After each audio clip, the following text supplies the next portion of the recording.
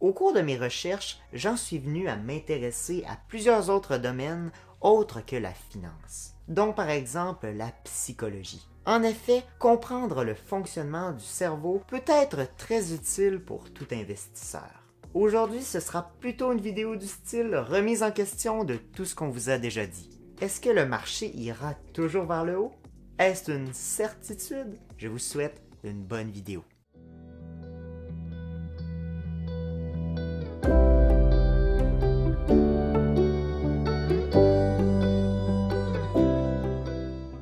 Bonjour tout le monde. Avant de rentrer dans le vif du sujet, je voulais vous remercier pour tous les commentaires que vous m'avez transmis issus de la dernière vidéo. En effet, je ferai davantage attention aux coupures entre les différentes scènes dans les prochaines vidéos.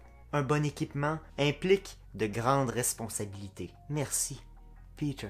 Aujourd'hui, nous allons voyager dans le temps ensemble pour comprendre une facette du fonctionnement du cerveau humain. En effet, celui-ci est pas mal complexe et d'après moi, tout investisseur se doit de le comprendre au moins minimalement. En plus, je suis pas mal certain que vous serez étonné de ce biais cognitif pouvant engendrer des conséquences désastreuses.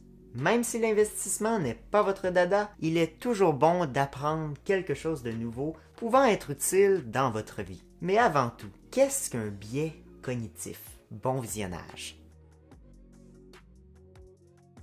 Commençons avec le commencement. Pléonasme. Chut. En gros, qu'est-ce qu'un biais cognitif? Il s'agit tout simplement d'un élément quasiment instinctif ou d'un mécanisme de pensée influençant la perception d'un individu de la réalité. Cela amène une déviation de la rationalité dans le jugement.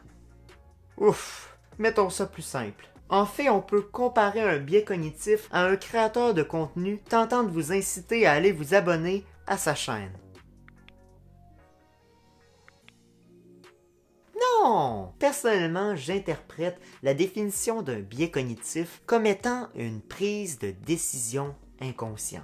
Bref, une perception de la réalité éloignée de l'analyse et du raisonnement.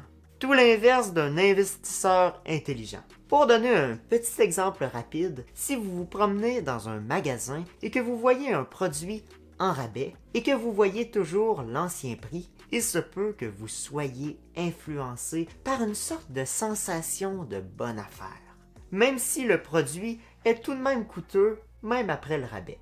Mais il faut chercher à combattre ces biais cognitifs, et plus particulièrement les comprendre. Ou alors, un autre exemple pourrait être si vous êtes amoureux d'une action. Tout cela peut embrumer votre jugement et mener à une mauvaise prise de décision. Du moins, pas mal moins réfléchie et pas mal moins intelligente. Si vous comprenez bien sûr le sens du terme intelligent. On ne parle pas de QI ici, un peu comme dans The Intelligent Investor. Et c'est pourquoi que le biais cognitif d'aujourd'hui en est en fait un de sélection. Remontons dans le temps lors de la Deuxième Guerre mondiale. La Royal Air Force décide alors de procéder à des tests pour améliorer le taux de retour de ses bombardiers. Non, pas l'entreprise, les avions. Malheureusement, pour optimiser le fonctionnement de ces aéronefs, on ne peut pas mettre une couche de blindage sur l'intégralité de l'appareil.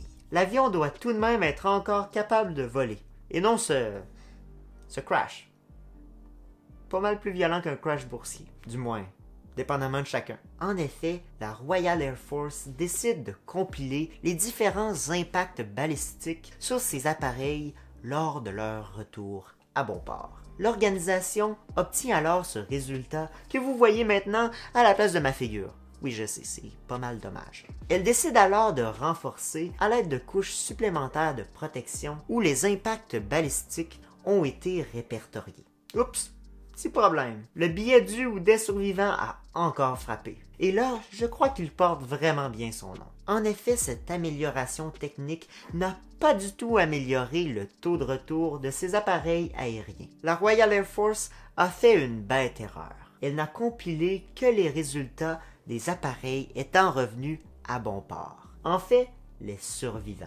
En effet, c'est les gagnants parce qu'ils ont réussi à revenir après leur survol des positions allemandes. Donc, les Britanniques auraient davantage dû protéger les endroits où des impacts balistiques n'ont pas été répertoriés. Par exemple, à l'arrière de l'aéronef. Malheureusement, on a abandonné les perdants, pour ne seulement calculer que les gagnants. Voilà une erreur fort désagréable, impardonnable et douloureuse.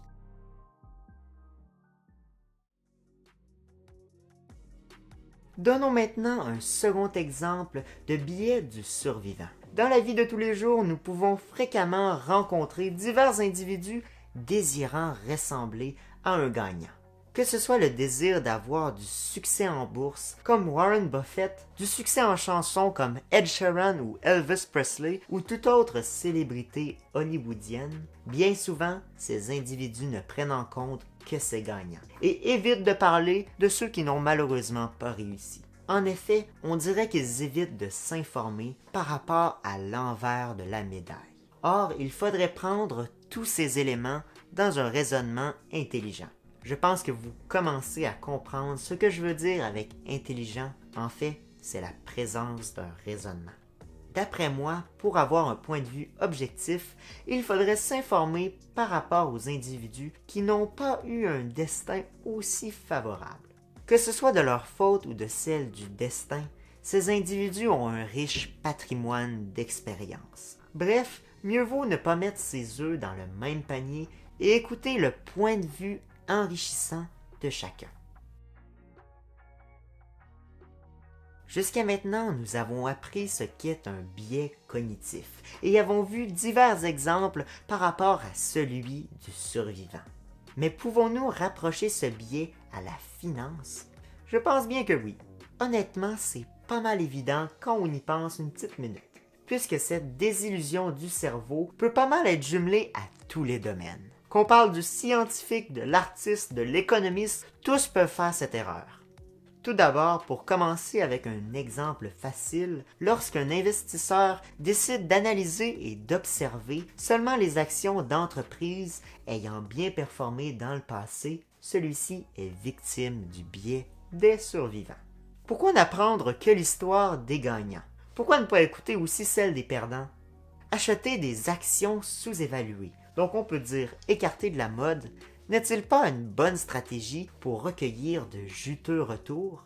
Il faut toujours avoir un jugement rationnel et raisonné.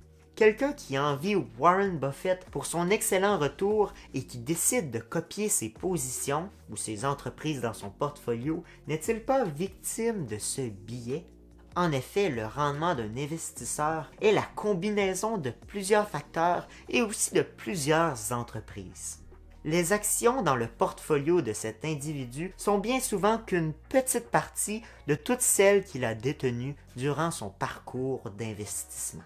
Même si bien souvent il s'agit d'un individu visant le long terme, les actions présentes sont des gagnantes.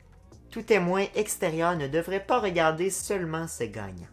Mais le fait d'avoir une vue globale du marché, rassemblant tant les gagnants que ceux ayant eu un peu moins de chance avec leur rendement antérieur un peu moins reluisant, est un comportement désignant un investisseur intelligent. Maintenant, faisons un lien avec le titre de cette vidéo. Avant tout, désolé pour le titre de celle-ci qui est pas mal accrocheur, mais plusieurs données et graphiques ont été faussés. Voyons ça maintenant. Comme nous pouvons le lire dans l'ouvrage The Intelligent Investor à la page 65, Graham nous titille avec ce fait. The material is not nearly as full or dependable in the first half period as in the second, but it will serve. Honnêtement, ça sert pas à grand chose que je vous traduise ça maintenant, parce qu'en fait, la seule personne qui doit comprendre cela, c'est probablement Graham lui-même. Pas les biscuits, non. Lui-même. Heureusement, une explication plus claire se retrouve dans le même ouvrage à la page 82, écrite par Jason Zweig, un journaliste expérimenté du Times. Il nous écrit « Reliable figures before 1871 do not exist ». En fait, des données fiables avant 1871 n'existent pas.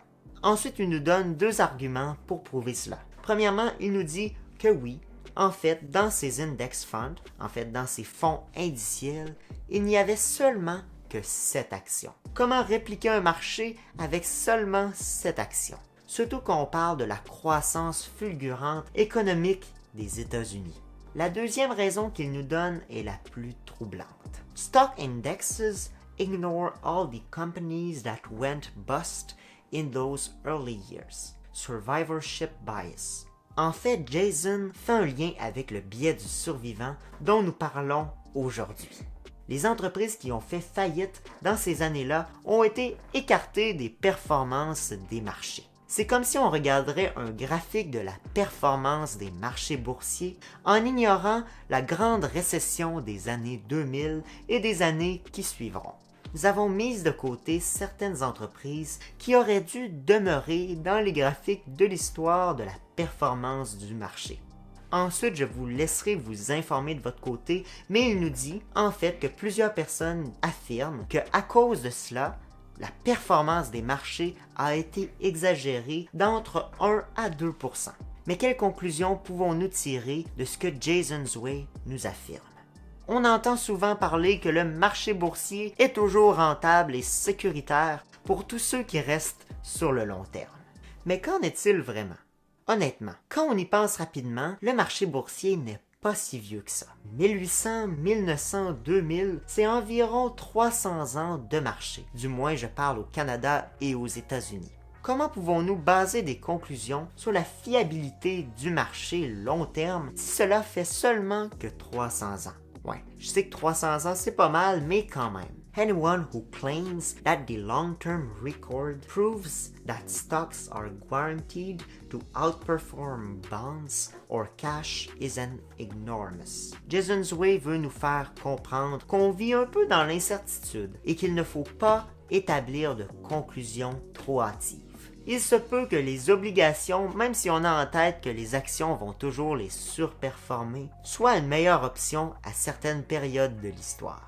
Bon, ok, arrêtons là et faisons une petite conclusion. Qu'est-ce qu'on peut retenir de qu'est-ce qu'on a appris aujourd'hui? En fait, il faut rester sur ses gardes et ne pas prendre pour acquis que le marché boursier ira toujours vers le haut, même sur le long terme. En effet, il y a la propension d'une croissance assidue, mais il ne faut pas rentrer dans l'habitude de décider de rentrer dans le marché n'importe quand. Pensons au crash de 1929. Certaines des personnes ayant acheté au haut du pic ont attendu jusqu'à 25 ans pour recouvrir leurs pertes. Voulez-vous attendre 25 ans? Sinon, faites des petites analyses. Le concept de la valorisation est alors clé, mais nous parlerons de tout ça dans une prochaine vidéo. Avez-vous d'autres exemples de biais du survivant? En effet, il serait vraiment intéressant de vous lire dans les commentaires. N'écoutez jamais seulement les entités qui ont réussi, mais portez attention à l'ensemble d'entre elles. Je vous remercie grandement d'avoir écouté cette vidéo qui m'a demandé vraiment pas mal de travail, surtout pour les recherches. D'après moi, c'était une vidéo assez lourde et je vous recommande de l'écouter une deuxième fois pour voir si vous avez bien saisi. N'hésitez pas également, si vous appréciez mon contenu, à aller vous abonner, à liker, à commenter et même à partager cette vidéo aux gens qui pensent que le marché ira toujours vers le haut, peu importe ce qu'il se passe. Je sais que nous vivons dans un marché surévalué. Et je ne veux pas vous apeurer, mais n'oubliez pas de faire vos recherches. Je vous remercie une nouvelle fois et à très bientôt.